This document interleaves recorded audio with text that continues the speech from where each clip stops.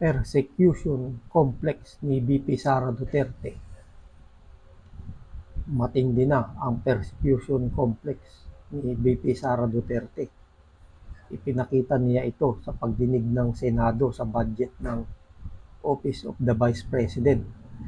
Lahat na lang ng pagtatanong ng senador ay binibigyan niya ng malisyosong pagkahulugan. Halimbawa, inusisa ni Senator Risa Hontiveros si VP Sara tungkol sa librong pambata na ipinablish niya at ipinamamahagi sa mga mag-aaral nang siya pa ang kalihim ng DepEd o Department of Education. Pinondohan ang libro ng 10 milyong piso. Walang masama o mali siya, ang tanong ng senadora. Inusisa lang niya ang detalye ng aklat o kung ano ba ang nilalaman nito. Hindi naibigan ni BP ang tanong at sinabing pati ang pondo ng opisina niya ay pinupolitika. Hindi sinagot ni BP ang tanong at sa halip ay nagpahayag ng galit. Pero dapat nga bang ipagnitngit ni BP Sara ang tanong na walang masamang intensyon?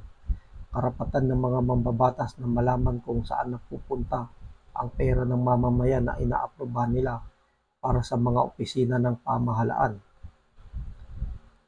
Sino ang talagang namumulitika, si Sara o si Risa? Alam na natin noon na aktibo si BP sa pagkilos ng Duterte Camp para patalsikin si President Bongbong Marcos, hoping against hope na kung babalik sila sa kapangyarihan ay mapipigilan ang pang-uusig ng ICC sa crime against humanity ni Digong Duterte. Tingin ko ang pahayag ni VP Sara ay paraan sa paghanap ng rason para bigyang hustisya ang galit-galitan niya. Umaasa marahil siya na sa paraang ito ay mahihikayat pa niya ang taong bayan na panigan siya. No way, bistado na ng taong bayan ang kartada ng mga Duterte. Kahit anong kontrobersya pa ang imbentuhin ng mga ito ay hindi na paniniwalaan ng matitinong mamamayan.